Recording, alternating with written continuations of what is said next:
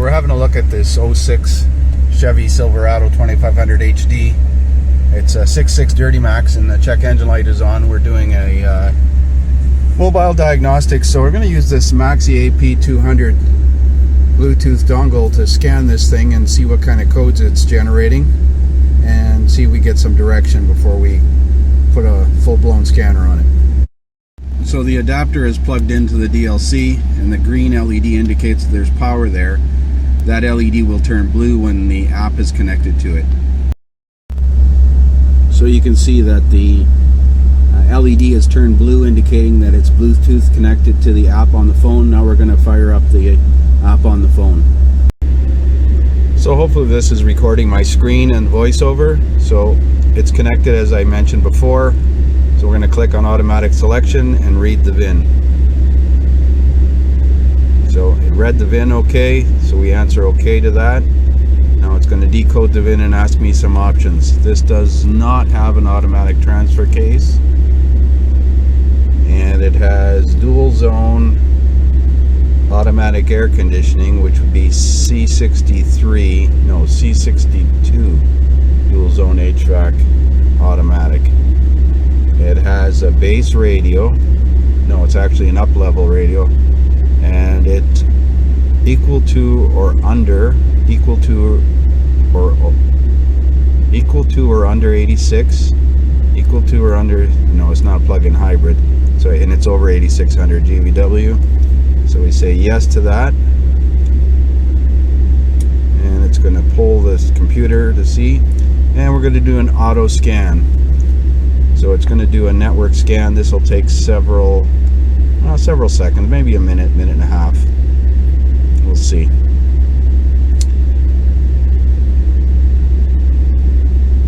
Three faults in the PCM. Nothing in the anti-lock brakes. I don't believe this has TPMS. Well, obviously it does. SIR, one fault in the airbag system.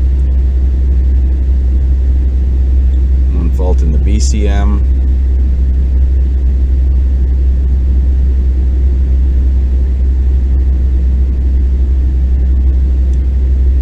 Nothing in the instrument cluster. I don't think this has the Bose amplifier. It does not have a CD changer. So it attempts to communicate with these devices and then goes on if it doesn't read. Disc player and video unit it does not have. I should have this though, digital radio receiver. Should have the basic radio too. It doesn't have rear seat audio. That's funny, it doesn't have it. Why does it say it passed? Driver's door module it has, heating and air conditioning system obviously, passenger door module it'll have.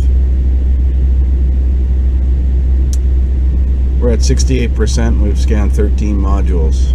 Driver's seat. This thing has heated seats, why don't I have them on? I just turned the heated seats on because it's kind of cool in here. Probably not going to work. I see there's 3 faults in the driver's seat module. And 88% vehicle communication interface module is OnStar, and it has OnStar, but it's not active, I'm sure. And there we go, that's the end of the test. So if we scroll over, we can look at the report and it'll pull up the fault codes in the computers here in a second. P0402 EGR flow excessive, turbocharger boost control position sensor performance, coolant temperature below thermostat regulating temperature. Well, that's likely running cold due to a prematurely opening thermostat. Truck's been running for about a half an hour and it's almost at operating temperature. Lost communication with ECM in the airbag system. Transmission preference switch circuit low. I've never seen that code before, and we'll have to investigate that. And I guess the left and right seat heater circuits are not functioning anymore. I turned it on a few seconds ago and I noticed the switch came on, and now the LED is off on the switch. Front seat heater circuit problem. So I'm going to save this as a PDF.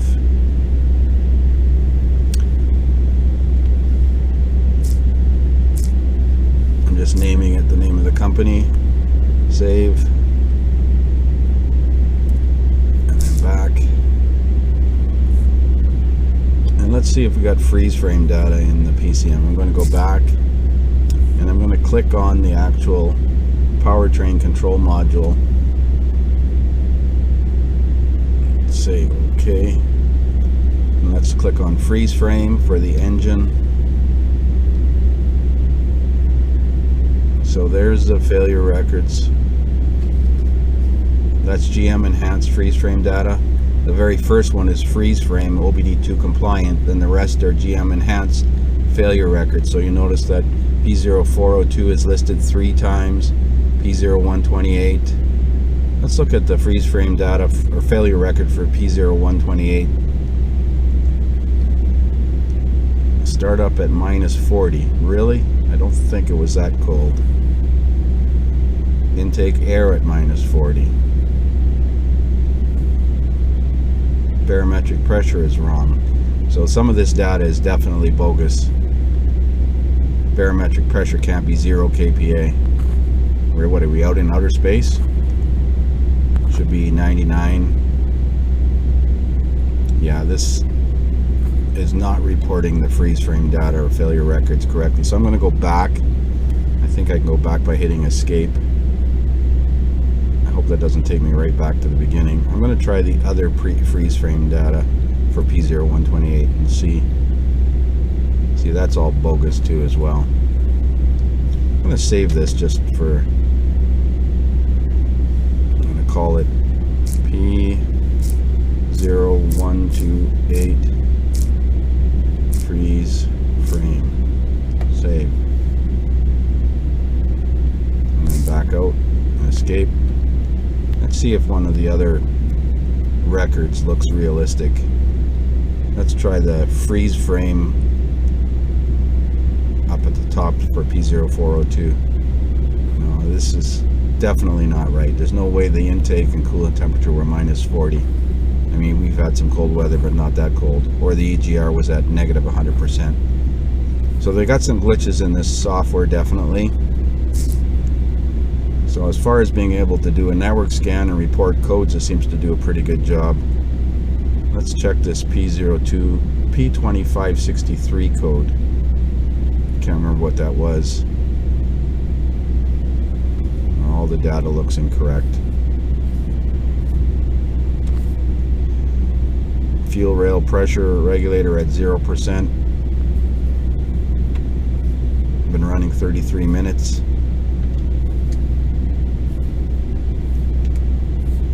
Yeah, at 506 RPM.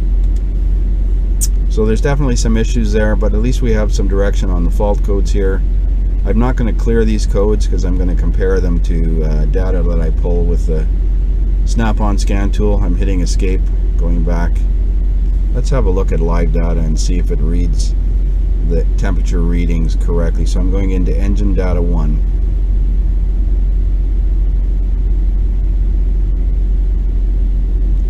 Well, that looks realistic. 67 Celsius. Startup -16. Yeah, that looks cool. Intake air 17 Celsius. Yeah, that's realistic.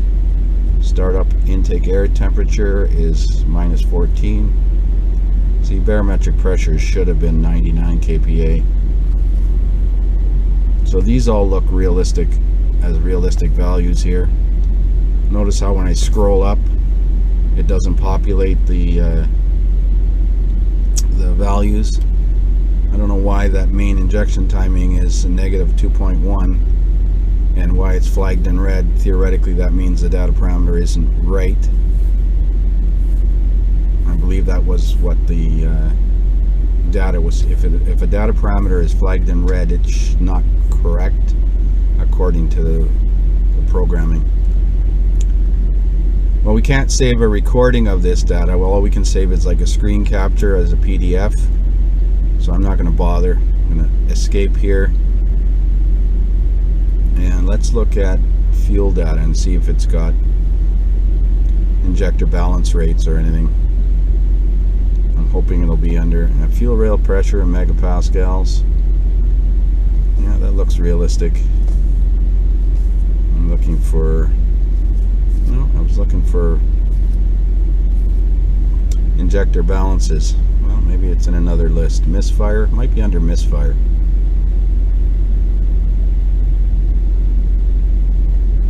Misfire really applies more to gasoline engines, although you can have a miss on a diesel for sure. I don't see balance rates, injector balance rates. I can get that with the torque app. Well, let's try engine data too. We only got a couple more data lists here.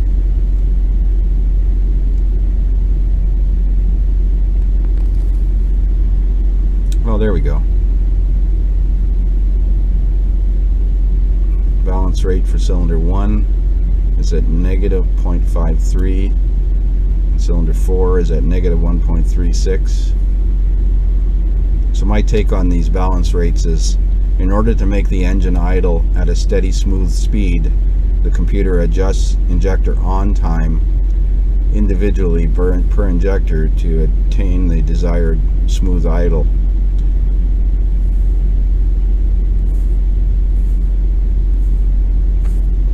Now,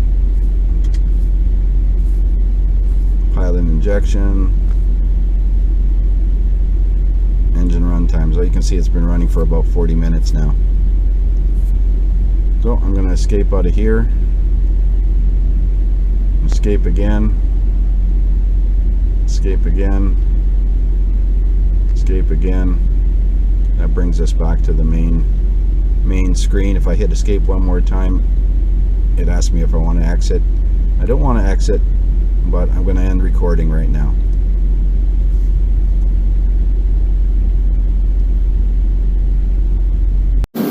So yesterday I scanned this with the Maxi AP200, and today we're going to do a network scan with this Snapon Verus Edge running 19.4 software. It does support automatic ID, just the Verus doesn't support it. I've scanned it before, so it comes up. Now I do a code scan, and we're going to do a pre-scan. I'm going to compare this to how many systems that this scanner identified, as well as the Maxi AP200. It's pretty quick. It's faster for sure. So it looks like it scanned 17 systems, and in the engine we had 402.0128. We had more codes in the... that's interesting. 2 codes there, ECM code, transmission preference, switch low. Oh yes, these codes were recorded in the ECM, but now they're being recorded in the glow plug control module. 402, that was up here as well. No. Because the glow plug control module is slaved to the ECM, if I'm not mistaken. Loss of communication, passenger presence system, class 2 data, seat heater circuit. It looks like the same things. But what I'm really curious of is when I was looking at the Maxi AP in the engine computer, I'm going to click on engine computer here, and it's an automatic. And I'm going to go into codes menu and freeze frame failure records. The failure records were displaying ridiculous temperature readings and incorrect barometric pressure readings on the Maxi AP. Let's see what this one shows here. So the coolant temperature was 60 Celsius when this thermostat code set. Outside air temperature or intake air temperature was 28 Celsius. Runtime 12 minutes. Now that's not that bad. Let's have a look at one of the other ones, because the Maxi AP was reporting -40, -40, and the barrel reading was wrong. Let's scroll down here. Let's try this coolant thermostat one. I think I picked the EGR flow one last time.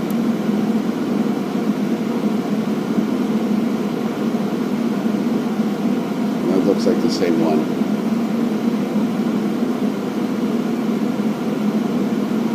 Okay, let's go back one more and check the next freeze frame record.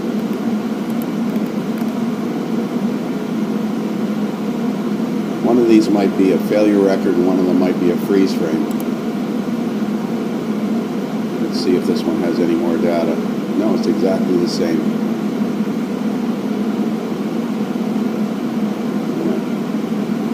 See, oh yeah, there's barrel reading, 28 inches of mercury. Well, 28 inches of mercury and 99 kPa and 14.5 psi absolute are all basically the same measurement, just in different units. I love the way you can measure pressure in 100 different units. Well, let's check this EGR flow one.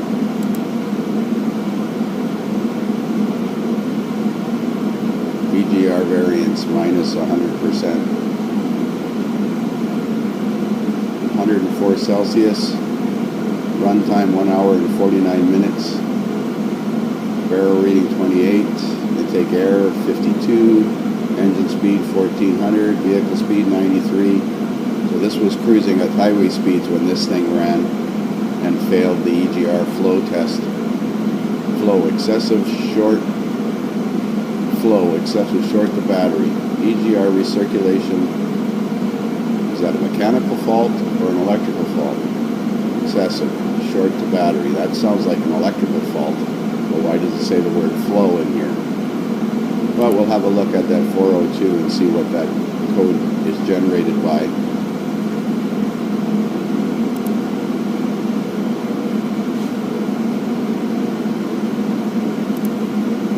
Go to troubleshooter, engine, code tips, B0, B04, 02. Engine is running, EGR valve actively being controlled, detects excessive EGR flow to EGR valve, pintle being open more than 70% for 3 seconds during crank. Malfunction. Let's see what typical causes it. Command the EGR vane position control. Let's command the turbocharger. Remain stationary, suspect EGR valve. So it's likely a sticky EGR valve or EGR position sensor that's problematic here. I drove the vehicle from town about 35 minutes yesterday, and one thing I did notice, it was minus 28 Celsius here when I was driving, but the engine never reached operating temperature, and when I pulled up outside the shop and let it idle while I was opening the door, it went into fast idle because the engine was cold. So it definitely needs thermostats. That's what the cold engine code is doing.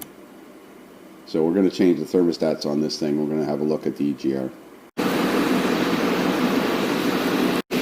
Okay, so the truck's been running for about half an hour now, 45 minutes on fast idle. I just brought the idle down. It rose to 85, and now that it's idling, it's dropped down to 82.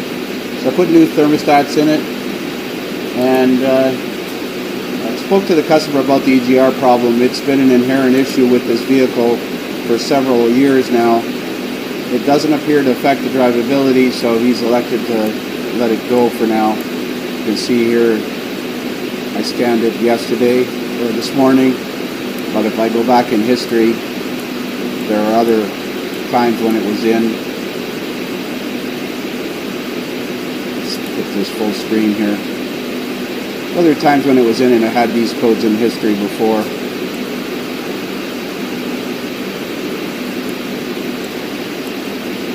So here's a record from December the 7th of 2018, I believe that's December 7th, where it was in for an alternator problem, and it had the P0402 code back then. So this has been an ongoing issue with the EGR flow.